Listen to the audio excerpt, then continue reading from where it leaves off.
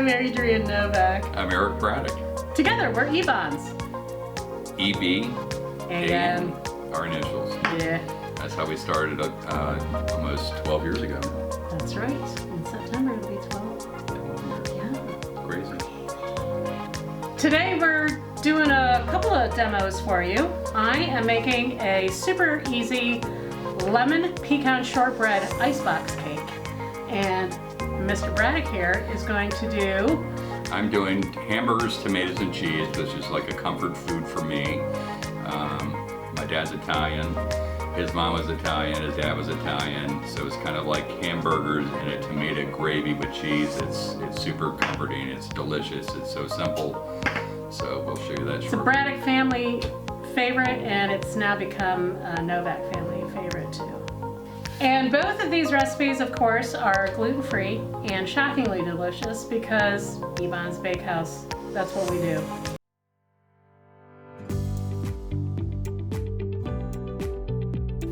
Hi everybody, thanks for tuning in. I'm Adrienne Novak.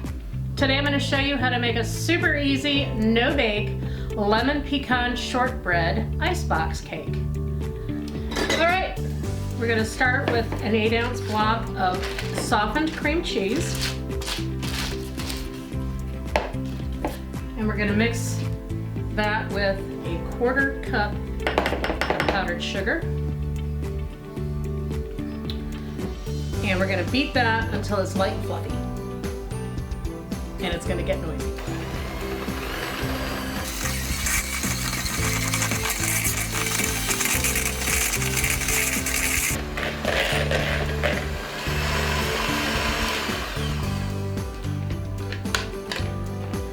Now we're going to add, in a separate bowl, a cup of heavy cream,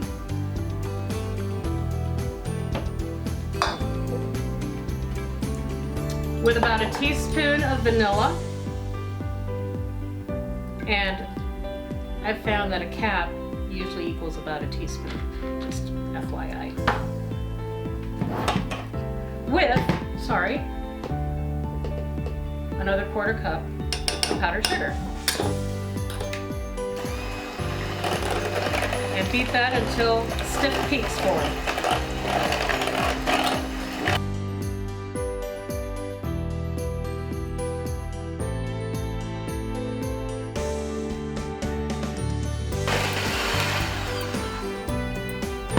So we've got nice stiff peaks there. And we will add that to our cream cheese mixture once we add lemon zest and lemon juice, the key ingredients for this delicious summery dessert. So I have a large lemon because I love it lemony, and to me that's the whole point. If you don't like as much lemon flavor, use a smaller lemon, but we're looking at probably about, let's say, a good tablespoon of lemon zest off of this large lemon. And then the juice.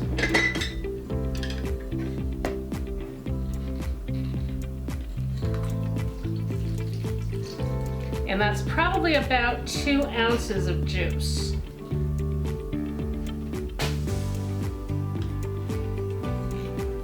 That is a very large lemon. It doesn't even fit in my squeezer.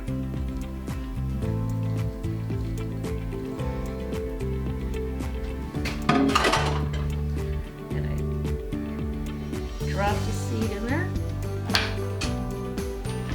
Whip that up a little bit more.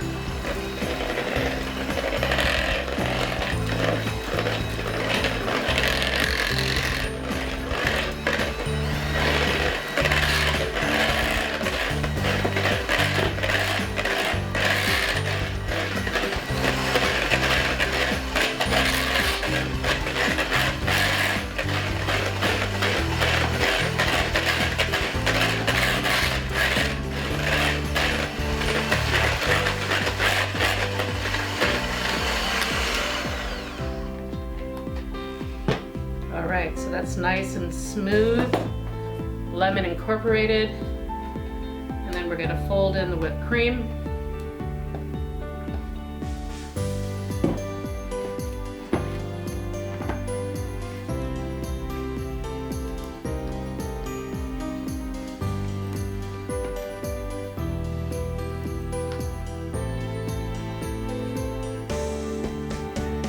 All right, the filling's ready to go.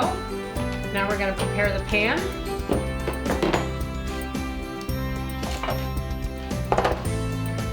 So I've got a standard size bread loaf pan, and I'm going to lightly spray the bottom with a little pan spray. I like to use coconut oil spray when I'm baking. And then I've got some parchment paper here, one sheet that I cut in half, and then one of the halves I cut in half again. So what I'm doing is lining this pan like this so that we can very easily remove the cake when it's finished. Give it another quick spray. Then we start layering cookies, our pecan shortbread cookies, laid flat in there. 2 fit on the bottom, perfectly like that. Then take about 1/3 of your filling and spread that over the cookies.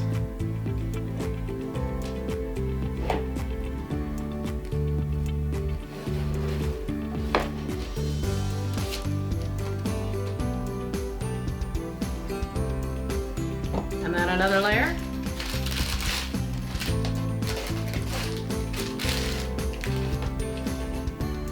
And another 1/3 of the batter or filling.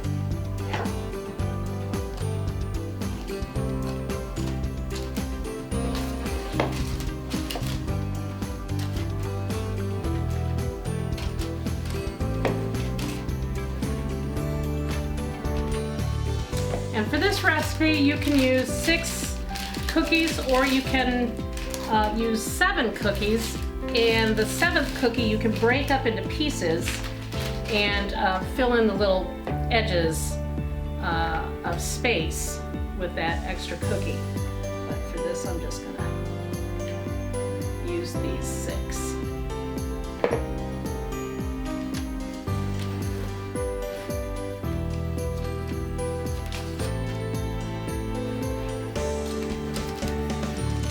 And we are 90% done. All that remains is to put the topping on, which is some more whipped cream, and finish it with a little lemon curd. Right now I'm going to refrigerate this while I whip up the rest of the whipped cream.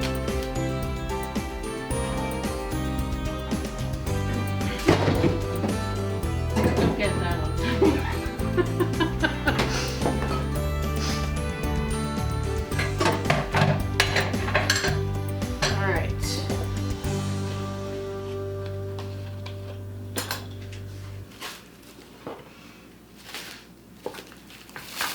I prepared this one yesterday, so it is ready to finish. Look at how easily that comes out.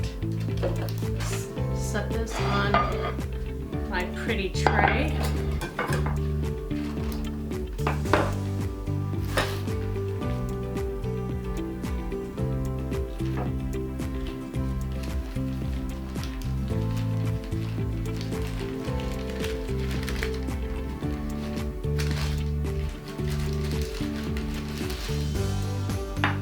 Go.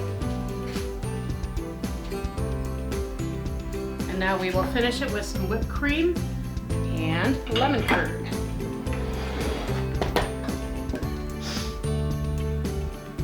All right, we've got another 1/2 cup of whipped cream and about 2 tablespoons of powdered sugar and about 2 teaspoons of vanilla. Whip that up again.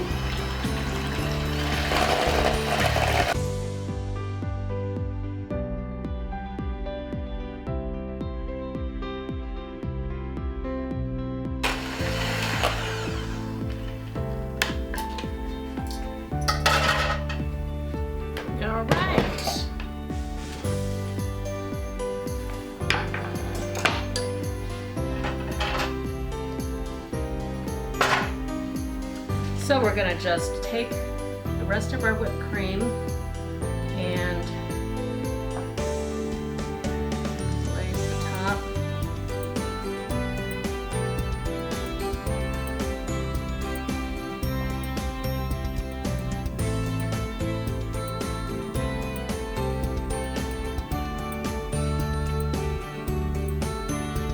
And then the best part,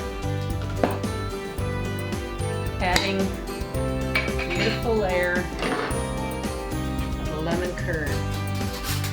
And I'm just using prepared lemon curd. If you want to prepare your own, more power to you.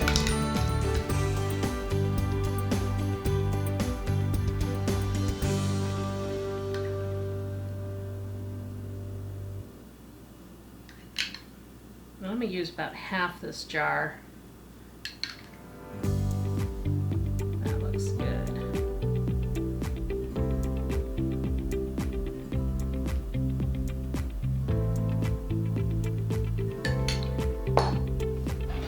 Then I'm going to take my last cookie, because I only used 6 out of the 7, and I'm going to crumble it over the top for a nice little effect.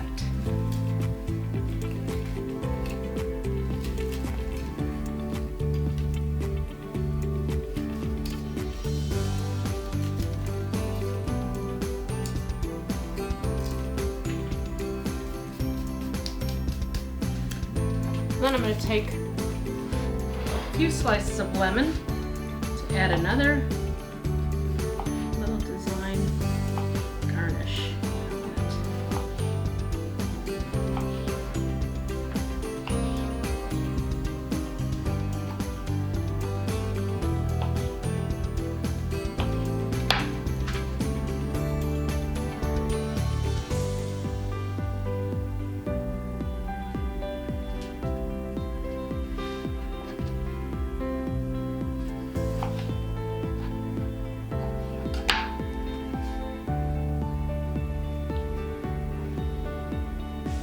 So we're ready to serve, and I'm gonna say at least a minimum of 4 hours in the refrigerator to let this really set.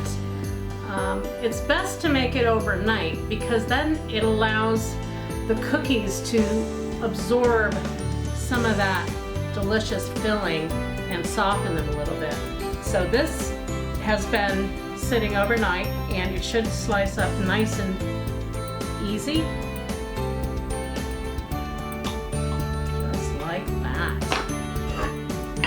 Plate ready.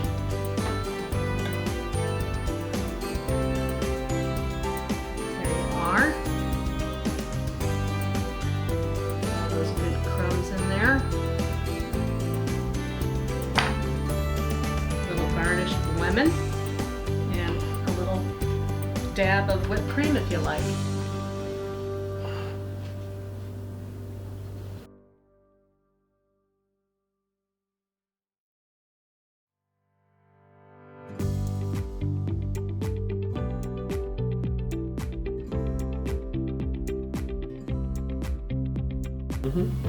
Hello, I'm Chef Eric Braddock with Ebon's Bakehouse, and I'm going to show you one of my, it's a childhood favorite for me. My grandmother made it for my dad, now my mom has made it for us our whole life, and it's a simple, comforting dish. It's a simple name, it's Hamburgers, Tomatoes, and Cheese. And I'm going to go through this recipe real quick. It's a simple, you can have it done in an hour, start to finish, and feed as many people as you want.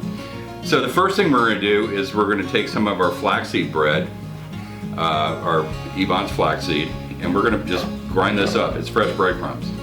So it's really simple. Put it in your rubber tube and just pulse it until you get the fineness that you're looking for. And you're looking just for not super fine, but it's okay if there's a little bit of crumbs. So this is kind of what you're looking for. It's a fresh breadcrumb. It's delicious. So basically, what we do, we've got a pound of grass-fed 80-15 beef, we've got about, I would say, a cup of breadcrumbs that we're gonna put this in. Let me break this up a little bit. And then, let me get this out of the way because we're done with the Cuisinart. And then we're gonna season our meat up, and then I'll saute my vegetables. So basically, we're gonna add 1 egg. We're gonna add about 2 teaspoons of salt. So measure that in my hand. That's about right. We're gonna add a teaspoon of garlic powder. We got some fresh oregano from our garden. So I'm gonna put about a teaspoon of that. I'm gonna just kind of grind it up and you get all that flavor. And it smells amazing. We dry these, we grow our own. My wife dries them and then we just put it back in the spice drawer. We got fresh thyme out of our garden as well. About a teaspoon of dried thyme, do the same. Kind of just grind it up a little bit. And then some fresh ground black pepper. So it's a great pepper mill. It's called a pepper cannon. You can change the grinds on the pepper. I'll show you that when I get done with here. We're gonna add about, and then you just take the bottom off and you've got all the nice pepper that you need. So we're gonna add about a generous teaspoon of black pepper. It catches it, and this is the way you can, it's called a pepper cannon, and you can adjust your grind. It's the best, one of the best investments I've made for our kitchen in a long time. So basically now I've got the main ingredients in. I'm going to take the red peppers, onions, come up here to our skillet. I'm going to crank the heat up a little bit. This is a Tefal skillet, one of the best skillets we own. I'm going to get one with a metal handle so it can go in the oven. It's brilliant. Let me grab my spoon. And we're going to just saute these up.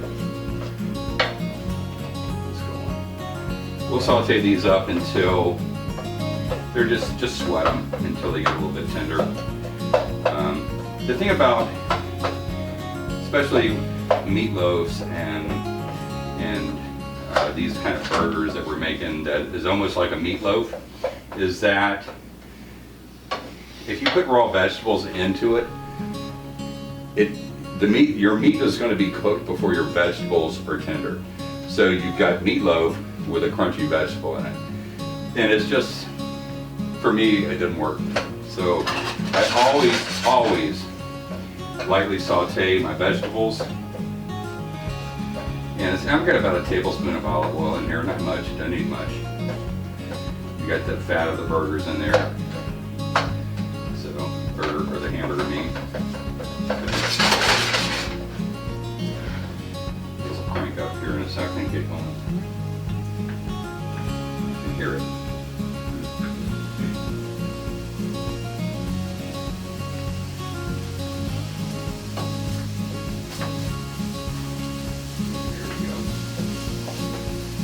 And this will probably take maybe 2 minutes tops.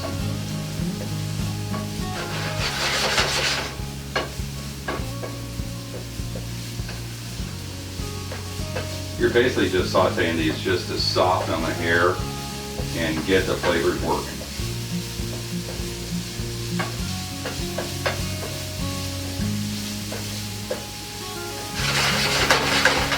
And then we're going to take this same skillet and brown our burgers in it.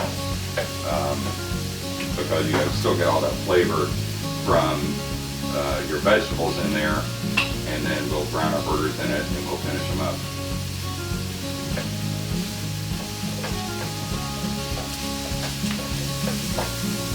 So really we're almost there, to be honest.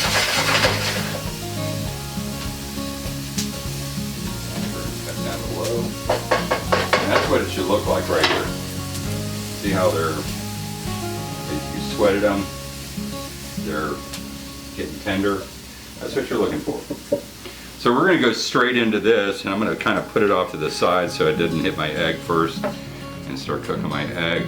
But we're gonna dump this in to the bowl. We got our skillet clean, so I'm gonna put it back on the fire on warm.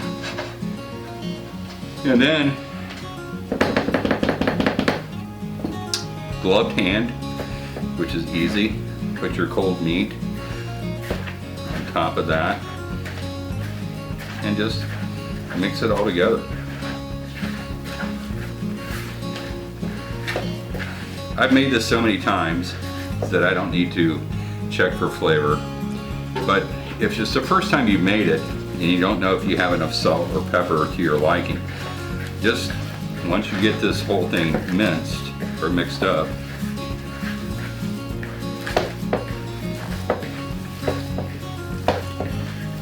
you would just take a little piece out like this, take it over your frying pan and fry it up. And what that does, once this is fried, you taste it, and then you can taste whether it's seasoned enough. If you need to add more salt, add it, add more pepper. Once it's cooked, then you're just, you're seasoning after the fact, and the salt and pepper's on top of the food instead of being in it. So it's just a little trick. So what we're gonna do now is I'm going to make 4 patties out of this. And it's a pound of beef, so these are with the vegetables and everything in it. It's probably going to be, they're probably going to be 5 to 5.5 ounce with it once you have everything in it, which is a nice portion for somebody.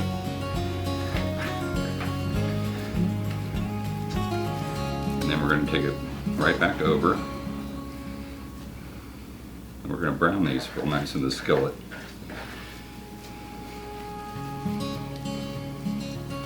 That's perfect. All right, I'm going to get rid of these gloves, and then we'll go over and brown these up and get these in the oven.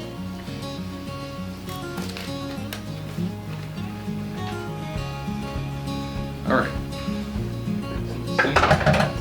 Now then, I'm going to brown these.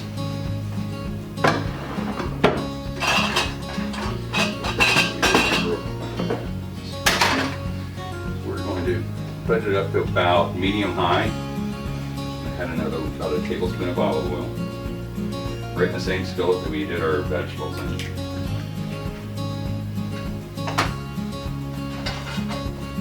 You see it's remained hot. It's a beautiful thing. And then we're just going to take our burgers out, get them in here,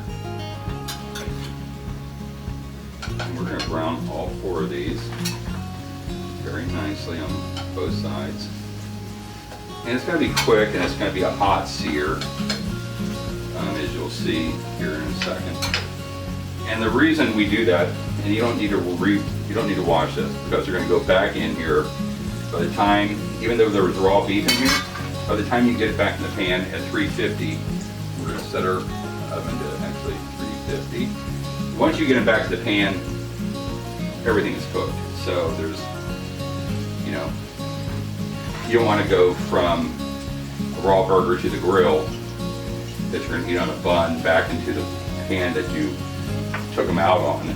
But if you're baking them in this pan, you're good. So we've got it. I'll crank it up a little higher. Smells amazing. I wish you could smell this.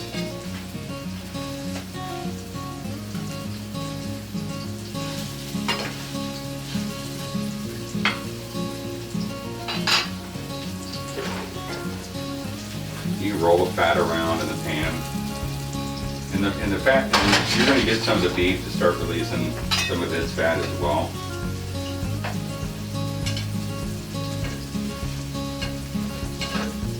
And probably a minute and a half to 2 minutes aside, you'll have a nice sear on them.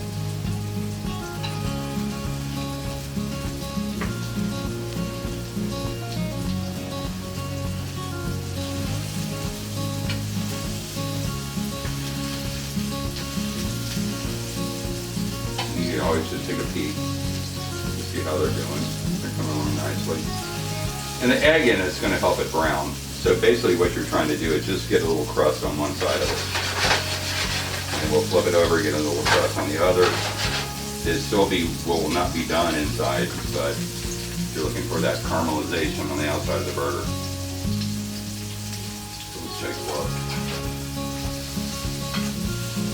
And that works right there. You can even go a little farther if you want, but for this demonstration, I think this is just fine.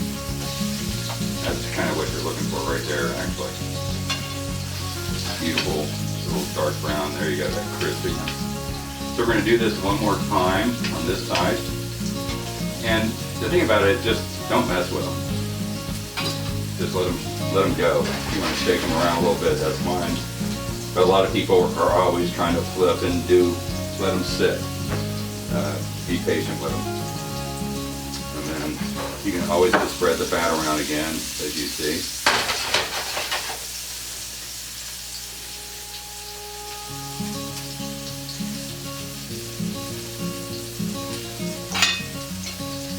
Close.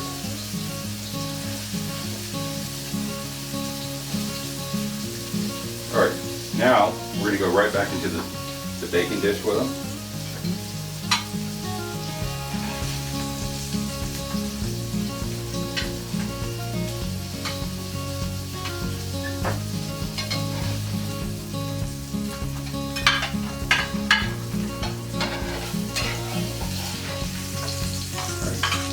Perfect.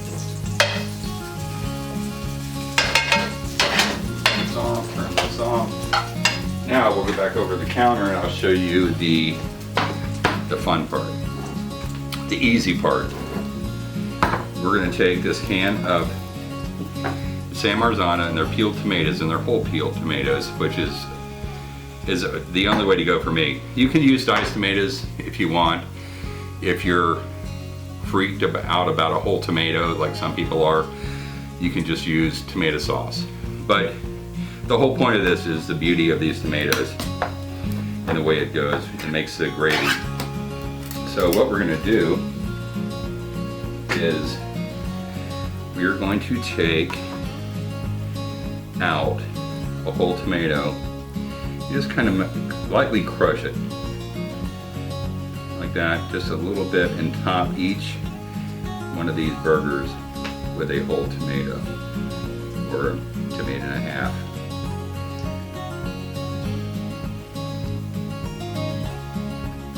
There you go, just like that. That's perfect. Break it in half. I mean, depending on the size of your burgers, if you want them smaller, you know, use a half a tomato. So that's like ideal right there. Now what we're going to do is, for the rest of it, we're going to take and crush them all up and put them around the burgers. And this is going to make the most amazing sauce that you'll ever eat.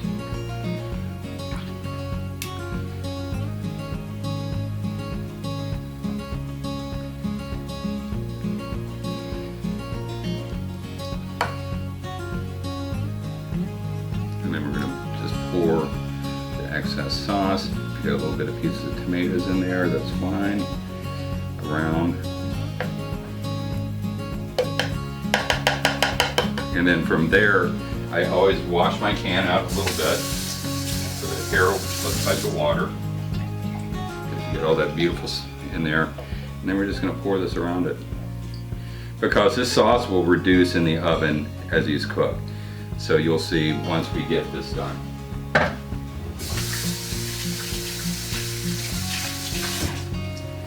All right, and then in the oven it goes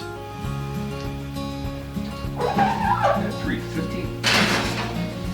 And we'll do that for about probably 35 minutes. And then we'll be back to show you the results.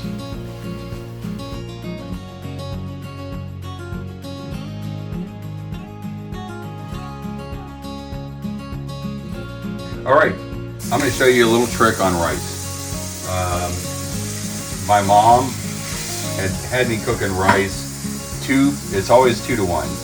2 cups of water, 1 cup of rice. Well, one of my Spanish friends asked me what I was doing one day, and I said, I'm getting ready to cook rice. And he goes, what are you measuring your water for? I'm like, well, the rice. So basically what I learned is he showed me this method for cooking rice that I've used for 20 years now. There's no measuring.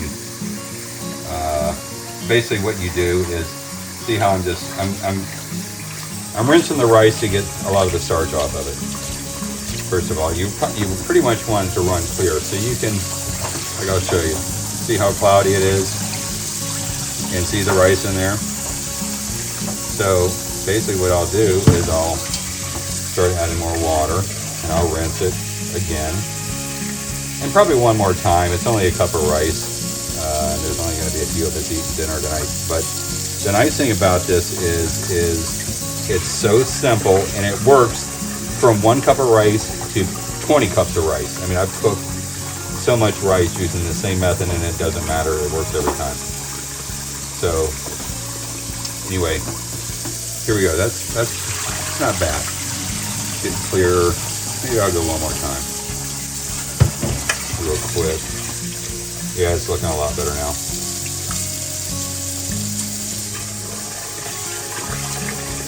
So you can see now how the water is pretty clear. So right now what we're going to do is I'm going to get rid of 90% of the water without dropping my rice. And then I'm going to spread it out on the bottom of the pot. Just get it flat. And then I'm going to add water to it.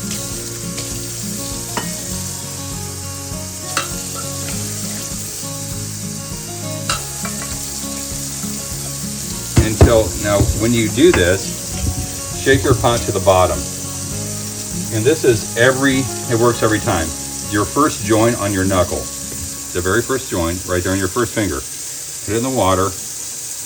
And as soon as it comes up to your knuckle, see where the water is? I need a little bit more water. So I'll level the rice out again. Just put your finger in there. I'm almost there. Touch more. That's it. Perfect. So that's all you have to do. Now what I'm going to do is season my rice. So we'll come over here, and I've got some sea salt over here. And I'm probably going to do about maybe a teaspoon. And you want to do this for one reason. Because whatever your water tastes like is what your rice is going to taste like. So just mix it all up, get the water dissolved. You just take a spoon and taste the salinity of the water. You need to touch more. So I'm going to put another pinch, that should do it. And then what we're going to do is we're going to take this over here. We're going to put it on the stove. I'm going to turn it on high, put a lid on it. When it comes to a boil, we will turn the heat down to low. I will show you another little trick once it comes to a boil.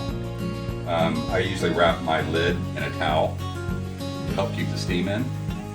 And then we will cook this. Once it comes to a boil, we'll cook this about 13 minutes. And then take it off the heat. We'll fluff it at 20. It'll be perfect and ready to go. And that's the trick on rice. All right, the timer just went off on the rice, and if you want to take a look, you can see it is almost done. So we're going to put the lid back on this. We're going to take it off the burner. And we're going to let it set for 5 more minutes. And then I'll pull the hamburgers out. We'll top those with the cheese, and then we'll get ready to serve. All right, the burgers are done. We're going to get these out of the oven, and we're going to top them with cheese. Now then, the burgers are completely done. Got some cheese grated here, and you want to generously top it with cheese. You might think this is a great crazy amount of cheese. It's really not, because you want that cheese and the gravy, and the tomato gravy. So you put a lot of cheese on them. Perfect. Finish that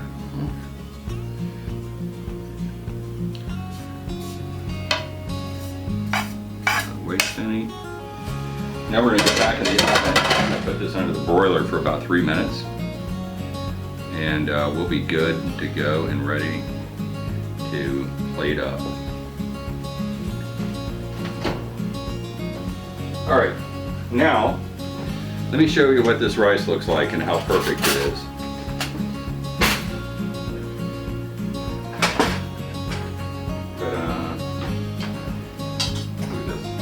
Fluff it up. It's perfectly cooked, not sticky. We'll let it sit like that. If you want, you can put a little bit of butter on it.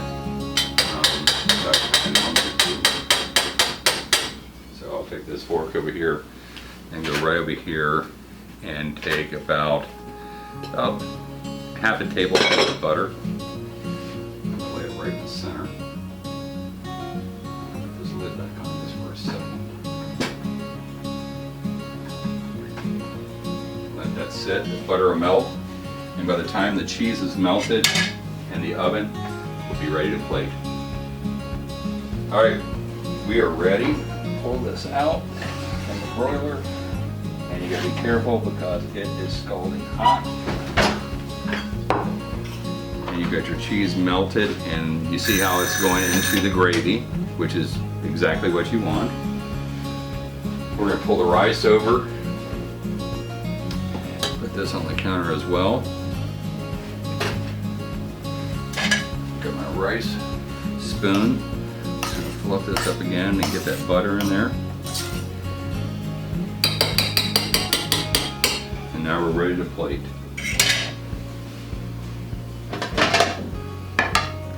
So use this, one of our blue plates. Spoon for the rice. And another spoon for the sauce.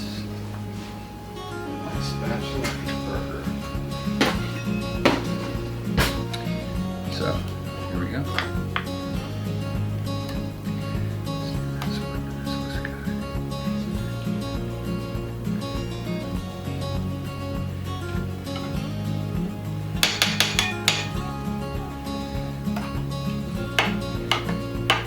The nice thing is you just get a little of this cheese from the edges. Get that in the gravy. And that's really...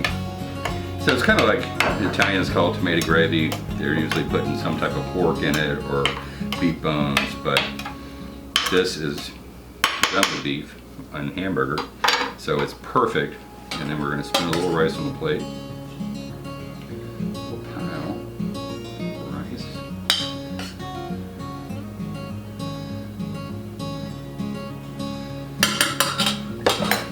I'm going to just take some of this beautiful tomato sauce.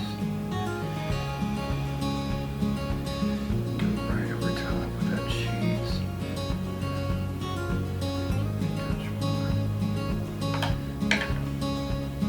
And there you have it, Braddock's Blue Plate Special. Hamburgers, tomatoes, and cheese. And it is delicious.